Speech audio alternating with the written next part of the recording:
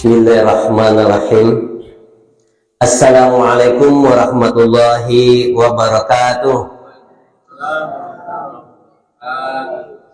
Alhamdulillahilladzi khalaqas samawati bighairi 'amadin tarawnaha wa alqa fil ardi rawasiya an tamida bikum wa bassa fiha min kulli dabbah.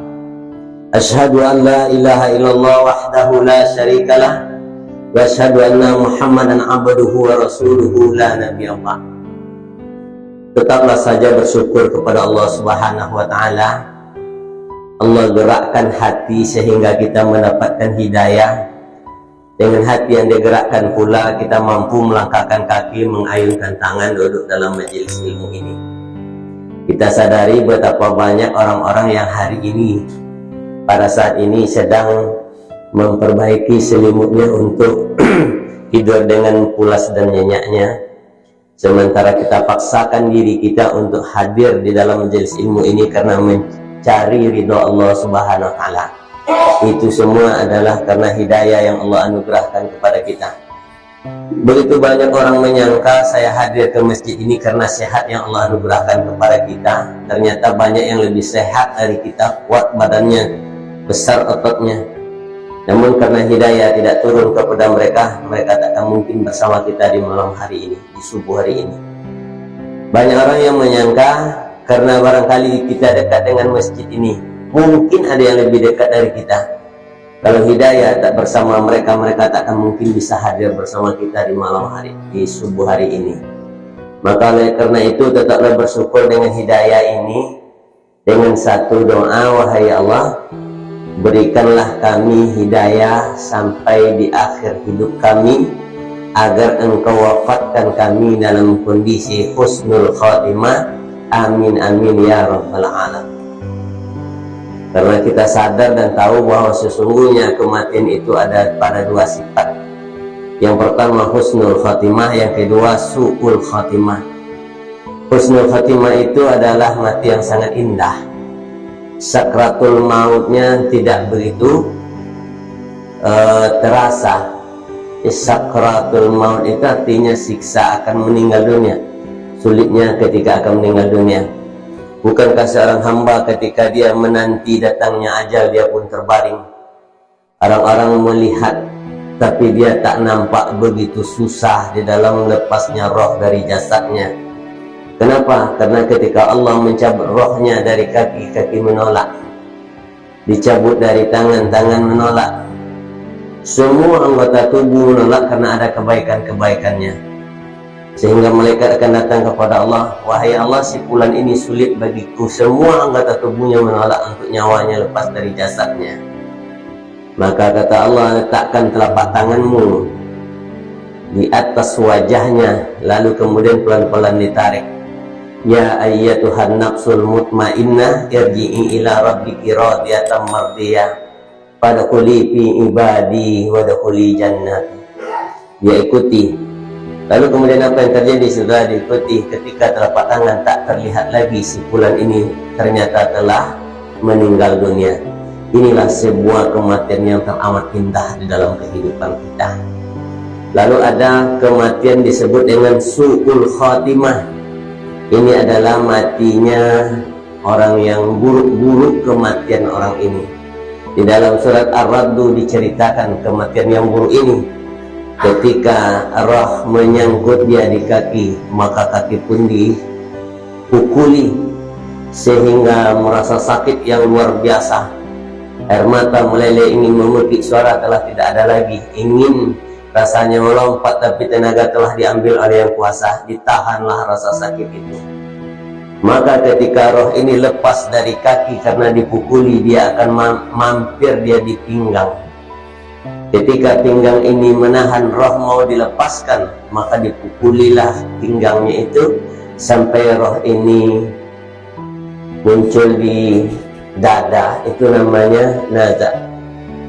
Ketika orang nazak, kita bisa melihat betapa pedih baginya tentang sebuah kematian. Napas yang kadang naik, kadang turun, susah naik dan kadang susah turunnya, itu lama sekali. Saat itu kita tidak ingin apa-apa lagi. Semua apa yang membuat kita gila di saat kita sehat itu pada hari itu hanya meninggalkan sebuah penyesalan saja. Lalu apa yang terjadi ketika roh ini sampai di dada ini, namanya naga, dipukuli punggung, sampailah roh ini ke kerongkongan.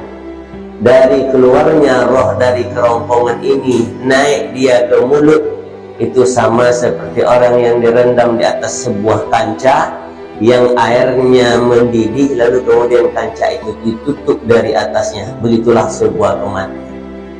Maka bukankah ketika Nabi Isa ditanya, ketika dia lewat di sebuah makam itu, dia ditanya, wahai Isa, engkau adalah Rasulullah yang memiliki mukjizat.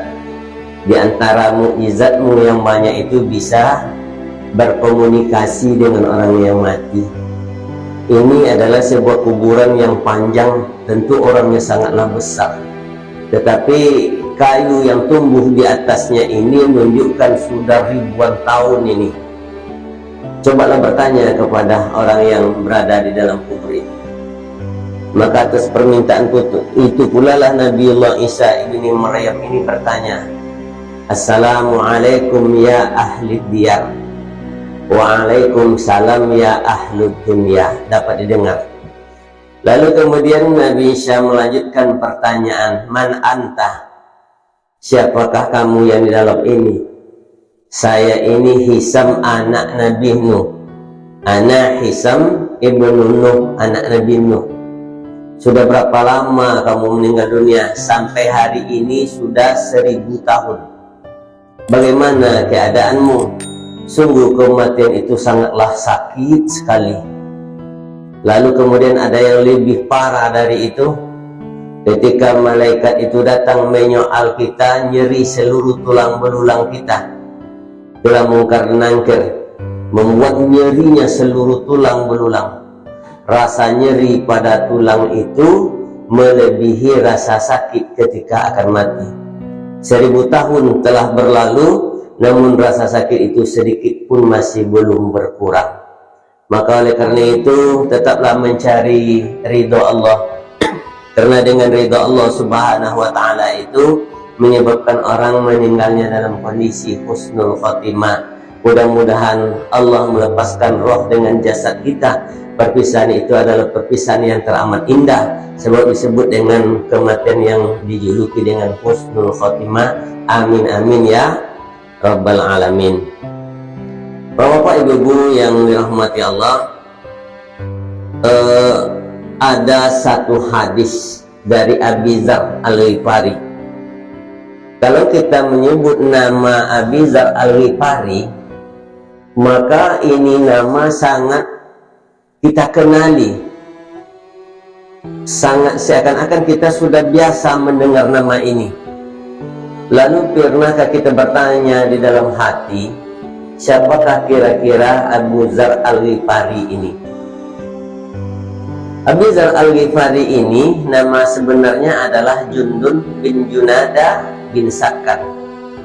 Jadi saking kenalnya kita, familiar sekali nama ini, hingga nama anak dan cucu kita juga kita sebut dengan Zar, Abi Dzar Al-Ghifari atau Al-Ghifari. Banyak orang memberikan nama anaknya Al-Ghifari. Apa itu sebetulnya Al-Ghifari itu? Supaya kita memahami. Karena hakul walidain al-walidain salasah. Kewajiban orang tua kepada anaknya 3. Satu diantaranya ayyuhasinu ismahu, memberikan nama yang baik kepada anak tadi. Karena di mahsyar nanti 50.000 tahun orang akan berdiri di hadapan Allah tanpa makan dan minum, dan dia akan dipanggil dengan nama yang kita aplikasikan di atas dunia ini. Siapa nama nak buat ikat dengan petiha, nama itulah nanti yang dipanggil. Makanya ayyuhasinu ismahu, jangan sampai anak memberontak nanti karena tidak memberikan nama yang baik kepada anak. Lalu kembali kepada Al-Ghifari. Kenapa banyak orang membuat nama anaknya Al-Ghifari? Apa sebetulnya Ghifari? Abi Dzar Al-Ghifari itu nama sebetulnya adalah Jundun bin Junada bin Sakar. Dia tinggal di antara Syria dengan Mekah. Nama jalurnya itu jalur Ghifar. Nah, itulah Ghifari itu jalur Ghifar. Pekerjaan orang di Per ini berbeda. Orang Mekah kerjanya berdagang, kalau orang Syria kerjanya bertani. Jadi orang Syria ini kalau ke Mekah itu dia membeli pakaian, membeli omi, membeli macam-macam. Kalau orang Mekah pergi ke Syria itu membeli makanan untuk persiapan. Kalau suku bangsa Gipar kau tidak bertani, tidak pula menggali kerja orang. Apa tu kerjanya? Suku bangsa Gipar kau kerjanya menyamun. Siapa yang nyerampok? Yang nyerampok adalah uang Mekah dan pergi ke Syria, atau Syria pergi ke Mekah. Kan perlu uang Syria, perlu ke Mekah membeli sandang. Kalau uang Mekah pergi ke Syria membeli pangan. Kalau tidak topek dan banyak upeti, maka mereka akan dihabisi di suku bangsa Gipar. Maka perampok yang terkenal itu bernama Jundun bin Junada bin Sakan. Lalu bagaimana dengan agama mereka? Agama mereka sama dengan di Mekah dan di Syria. Orang Mekah menyembah Lata, Uzza, Hubbal dan segala macam patung-patung itu. Orang Syria juga begitu. Orang suku bangsa Gipar ini juga begitu. Tapi Abu Zar Al-Ghifari ini suatu ketika dia mendapatkan hidayah melalui seekor anjing. Kan ngeri itu, dari seekor anjing mendapatkan hidayah. Ketika dia ingin menyembah Tuhannya, dia bawalah susu sebelanga. Dia persembahkan ke hadapan Tuhannya, itu yang menjadi kebiasaannya. Satu ketika dia melakukan itu, dia persembahkan susu di situ, tapi lewat seekor anjing. Begitu anjing ini lewat, mampir di tempat susu itu, lalu kemudian menghabisi susu itu. Susunya habis, undi tempatnya itu, belanga tempat susu itu dijilati. Heran Abu Zar kau menengok. Onde, Tuhan apa lenceni kau kan? Susu bagian Tuhan pun, jatah Tuhan pun dihabisi oleh seekor anjing. Tak perlu. Selesai sampai di situ, nak anjing masih bertingkah. Ketika anjing ini selesai minum dan menghabisi seluruh susu itu, ketika anjing ini mau berangkat, dia angkat kaki belakangnya, dia kencingi Tuhan tadi. Oh, ndek, kalau ceniko ya nak bisa orangnya. Sudahlah susu habis, dan Tuhan kono koncong pulaunya. Anda iyo timbullah keraguan di dalam hati Jundun bin Junada bin Sakan. Kalau begitu anda jale orang tentang Tuhan kau ndak jale. Kalau sini kau orang mulai ndak yakin kepada Lata, Uzza, Hubbal yang biasa dia sembah itu, mulai dia tidak yakin. Di dalam kisruhnya, pikirannya itu, tiba-tiba ada satu berita dari Mekah. Apa itu beritanya?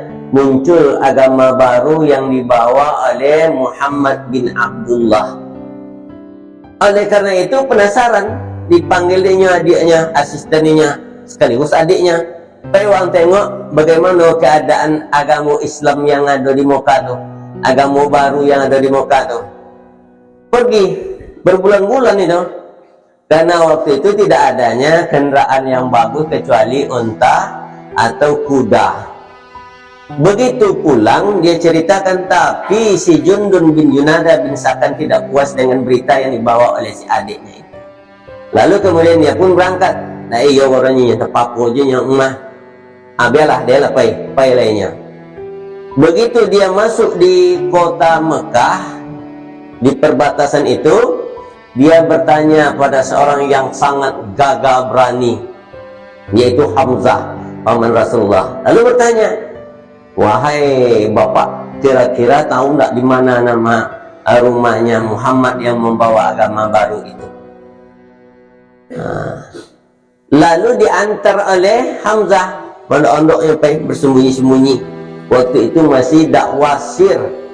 Lalu beliau berterang-terangan oleh dia suatu.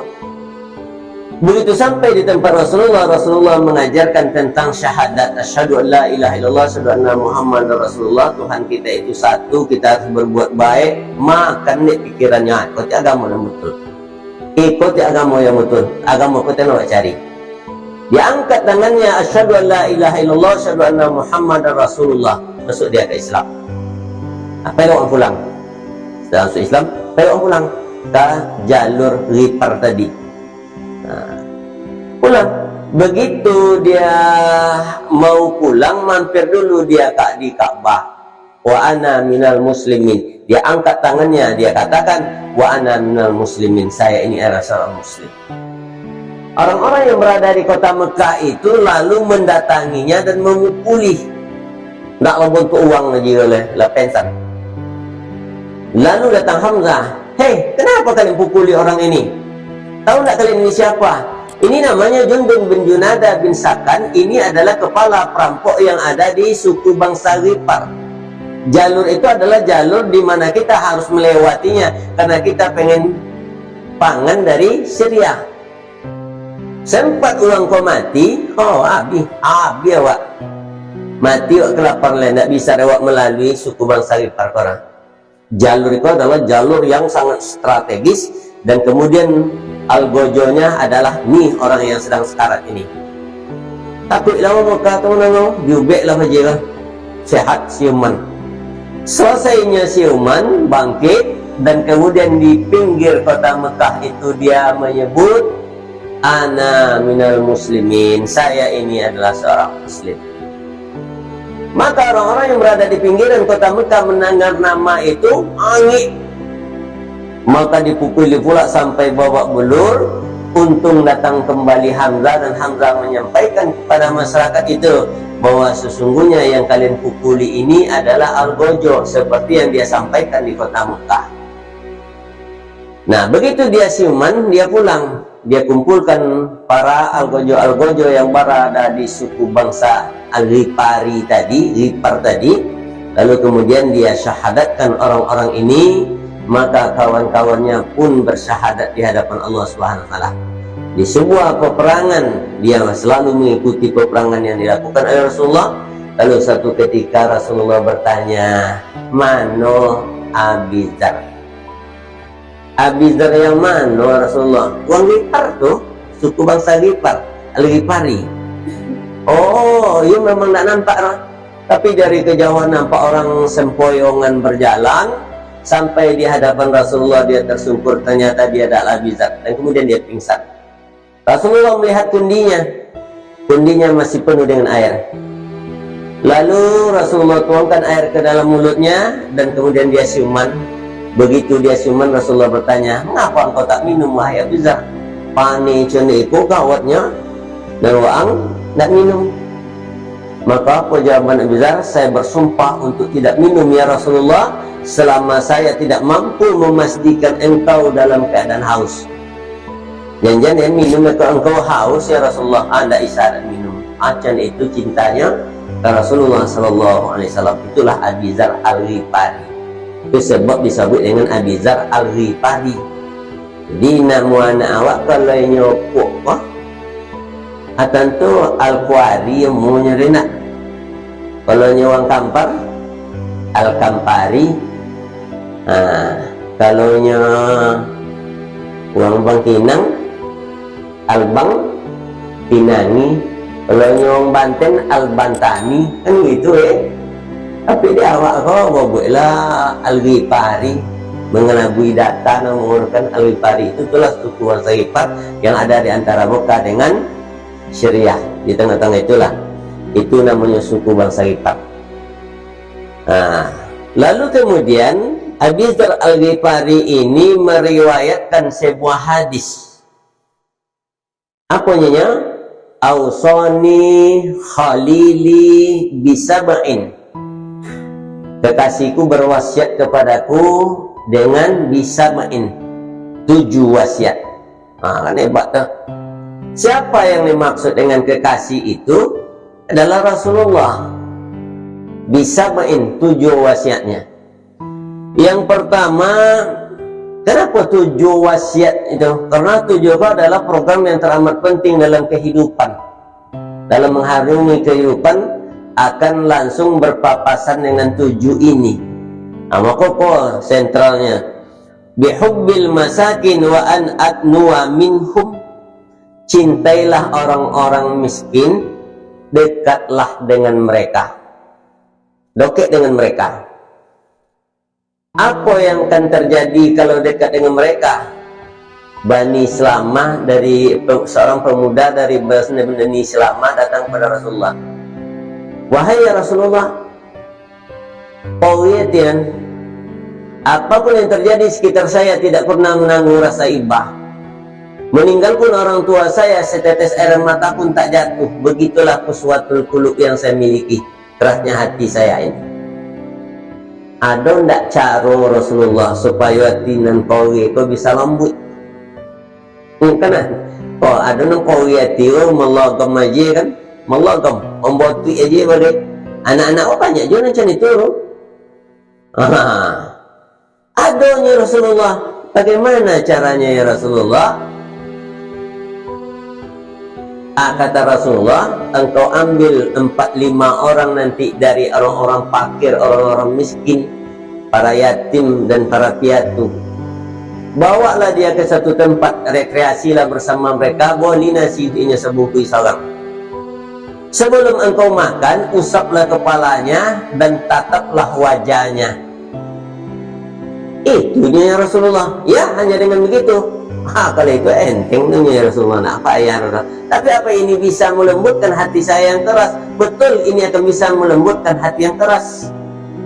Lalu kata Rasulullah SAW, pergilah engkau lakukan itu.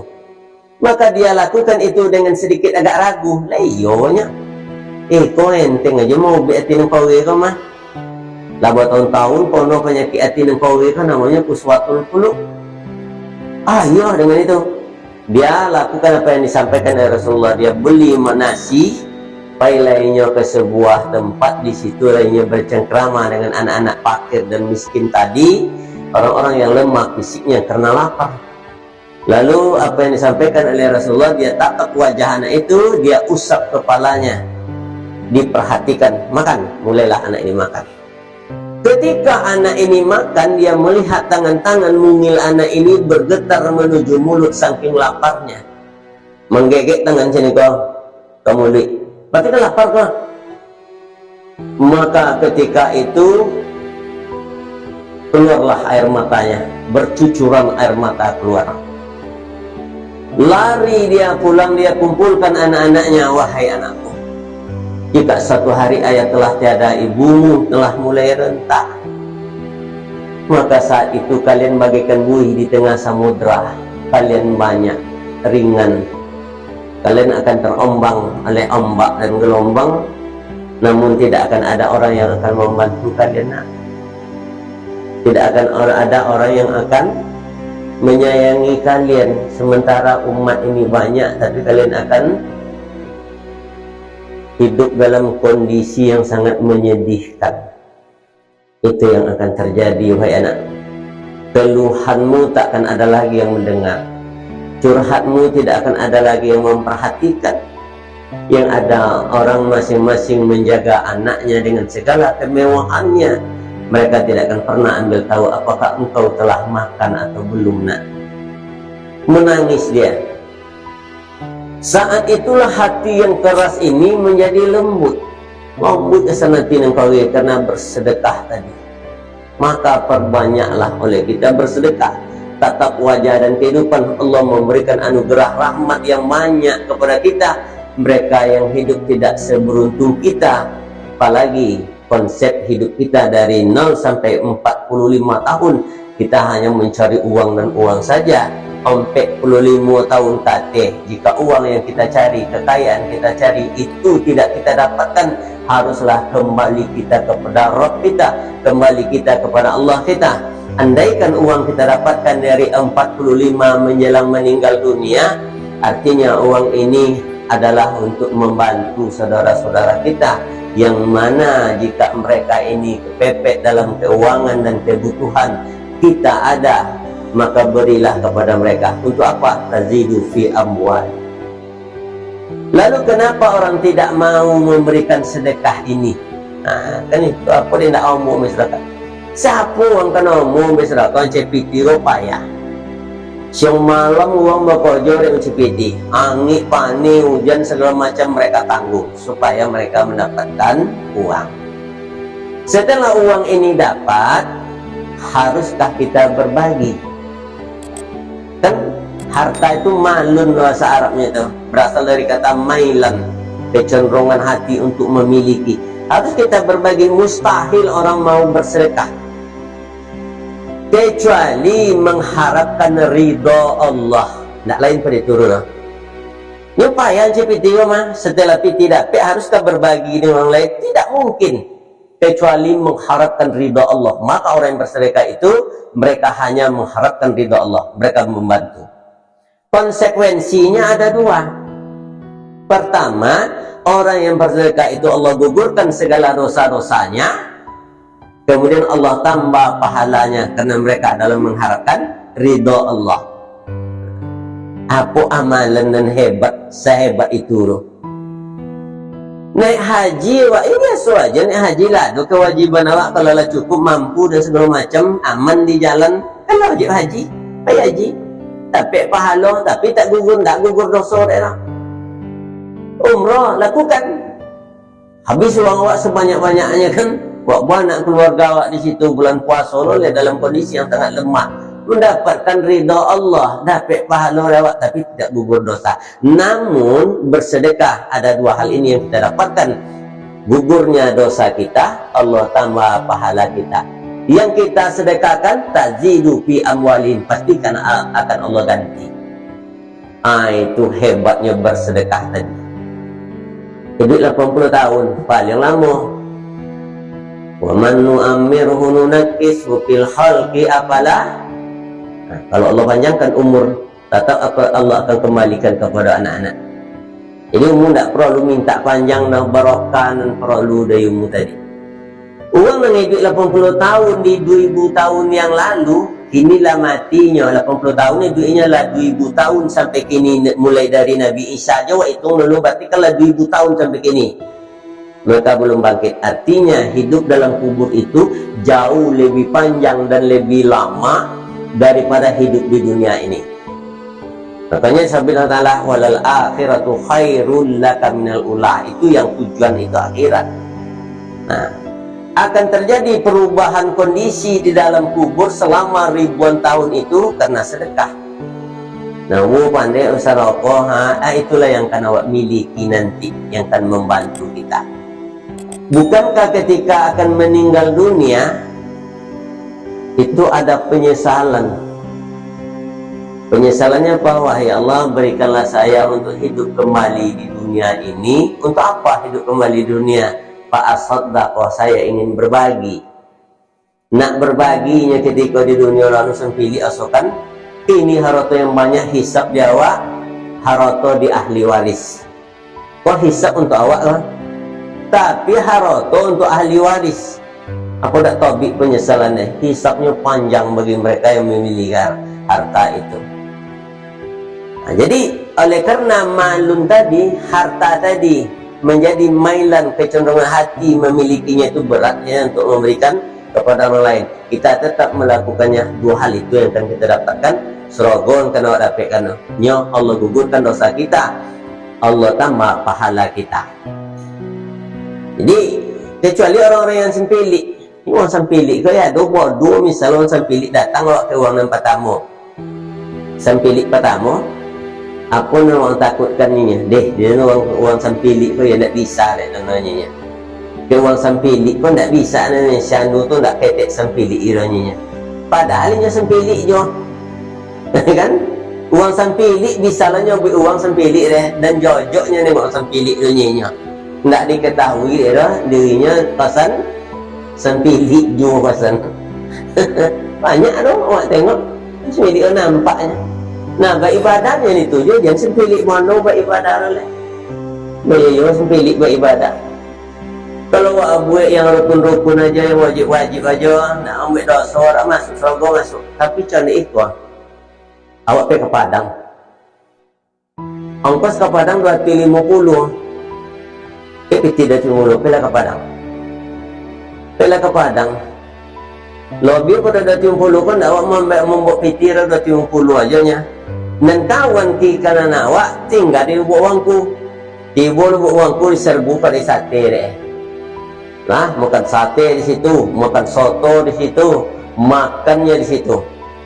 Di awak tu pas 250 nya ukuran ongkos, tu tak kan bisa awak cana uang tu dah. Beli kacang bagai deh, uang tu mengunyah awak malulu tu.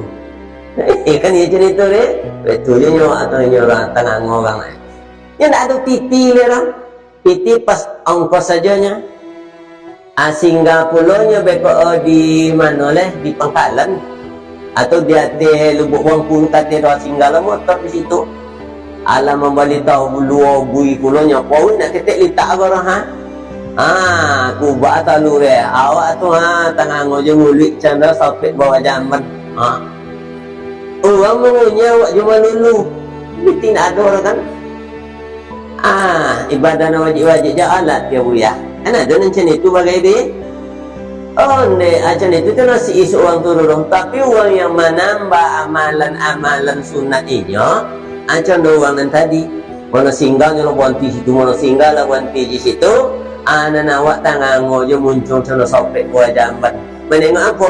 Menengok orang makan nak memali awak apiti nak minta awak malu kajak lah mali lima mulainya alam wali macam-macam ni wali dari motor nak cantik makan orangnya samping awak tu dua orang nak minta nak boleh orang malu awak adanya yang tak boleh diminta pun orang begitu singgit tadi yang mempertahankan dirinya oleh karena kebakhilannya tadi maka perbanyaklah bersedekah karena tazidu fi amwalihim yang risau dalam bersedekah itu pasti akan Allah tambah kau sampai jam apa bang?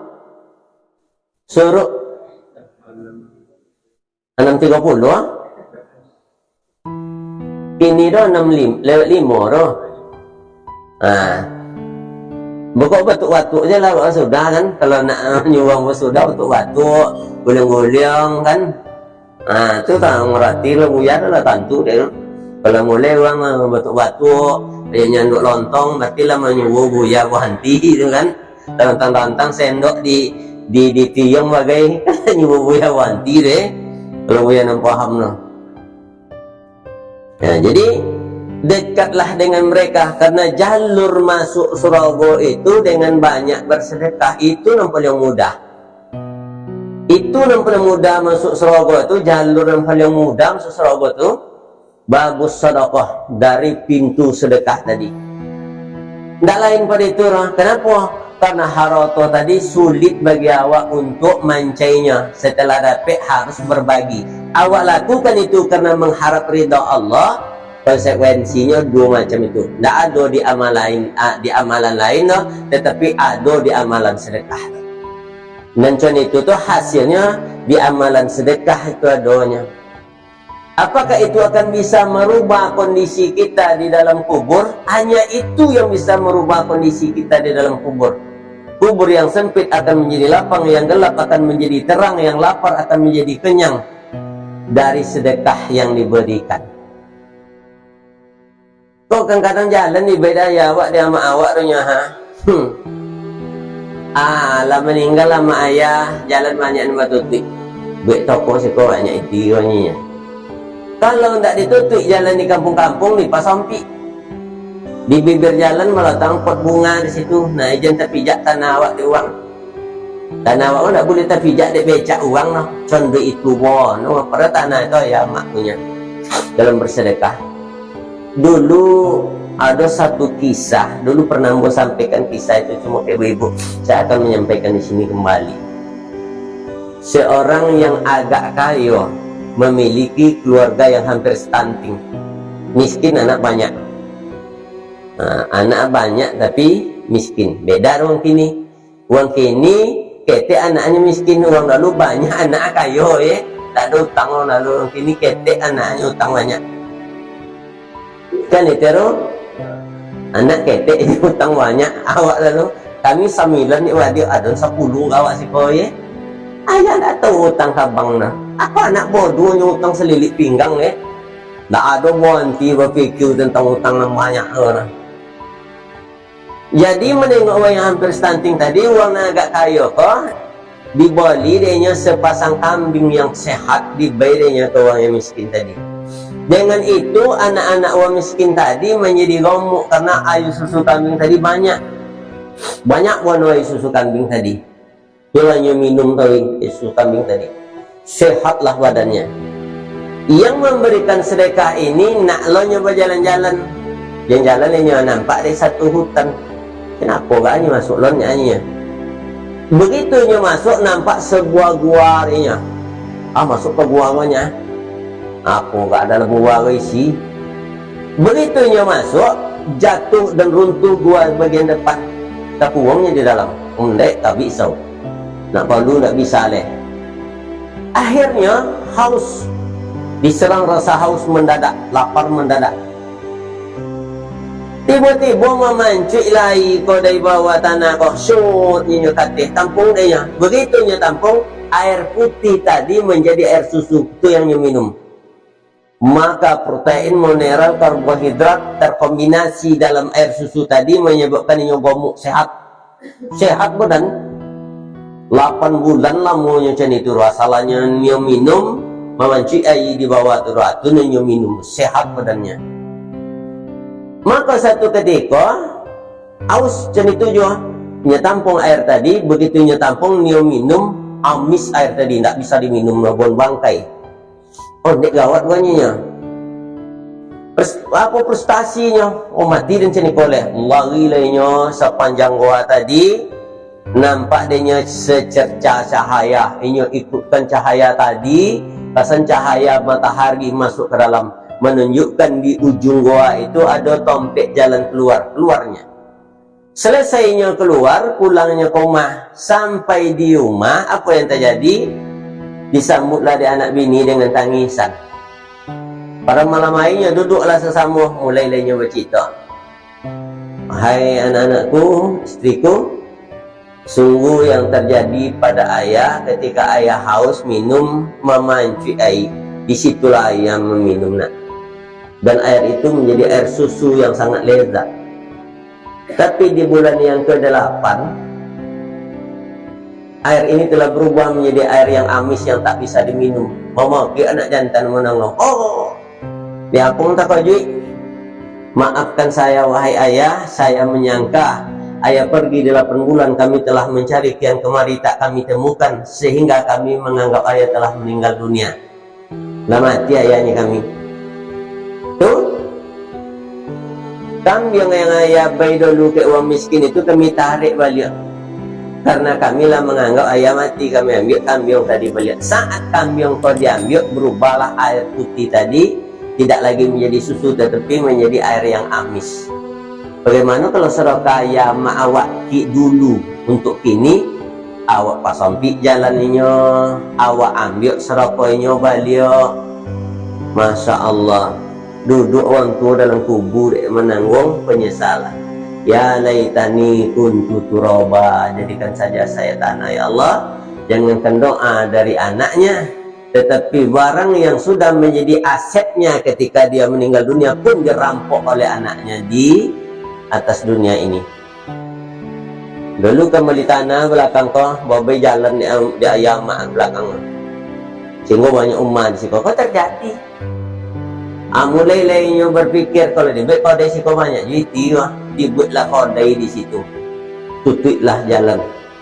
Ada orang itu dekat 3 bulan motor Honda Wang tak buang di belakang jalan lah, ditutup di depan. Ayah punya ndak ada lah diserahkan lah yang mana suwehnya. Warna lu kan macam itu nak ke suweh kan, atau untuk dana. Maka secara hukum lama kepemilikan tanah tadi. Kadang ada suweh tutup untunglah ada orang nanamu sampai jalan bawa di tanah gua 2 hati bawa di 1 juta semeter. Nak yo orang belakang bisa juga kalau kada buat. Kiki macam aku nasib uang tuanya. Jangan doa yang dia dapatkan dari anaknya, malah barang yang sudah menjadi asetnya pun harus diambil kembali. Banyak terjadi bapak ibu yang berbahagia. Maka kalau nak selamat awak dari sedekah yang pernah awak buatkan itu, buatkan suratnya sekali. Tujukan surat itu kepada PRT, RW, kepala desa atau segala macam. Tujukan surat tadi. Saat awak meninggal dunia nanti, ternyata anak ingin mengambil, orang akan menyampaikan secara hukum yuridis formal ini, tanah ini sudah diwakafkan kiswanya. Kalau awak sabuk-sabuk macam itu aja, nah nak macam orang. Awak sabuk-sabuk macam itu aja, kok orang nak isar. Makanya sedekah itu akan merubah. Ia dari amal awak, apa wanu amal awak buat, ya kan? Puasa awak, ya 30 hari setahunnya. 30 hari itu sebulan, nyonya 2 bulan setahun. Sebulan bulan tu umur yang diberikan Allah Ta'ala ke awak, cuba muhasabah ke apa je awak. Mungkin nak masuk serobor dengan amal tadi. Amal seketik umur yang banyak diberi Allah Ta'ala, apa banyak tersia-sia macam itu aja. Anak yang soleh, kini gawat anak-anak kalau kini kan. LGBT nomornya, kok di Bukit Tinggi yang paling besar kini di Indonesia kok di Bukit Tinggi. Petang pesta LGBT di Jawa Barat itu kan, anak mati orang yang diringkus LGBT.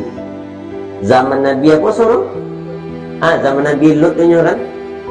Setiap bencana, walau anna ahlal qura amanu wattaqaw la fatahna alaihim barakatim minas sama'i wal ardh walakin kazzabu fa akhadnahum bima kanu yaksibun. Sekiranya sebuah penduduk negeri itu beriman saja dia kepada Allah, la fatahna alaihim barakatim minas sama'i wal ardh, pasti akan Allah turunkan banyak keberkatan yang datang dari langit dan muncul dia dari bumi. Terjadi pergantian cuaca yang stabil. Iko potong, kalau hendaklah Allah sayang kepada binatang yang menjelata di permukaan bumi, Allah akan tahan hujan dari langit. Coba dek pani ke go potong apa-apa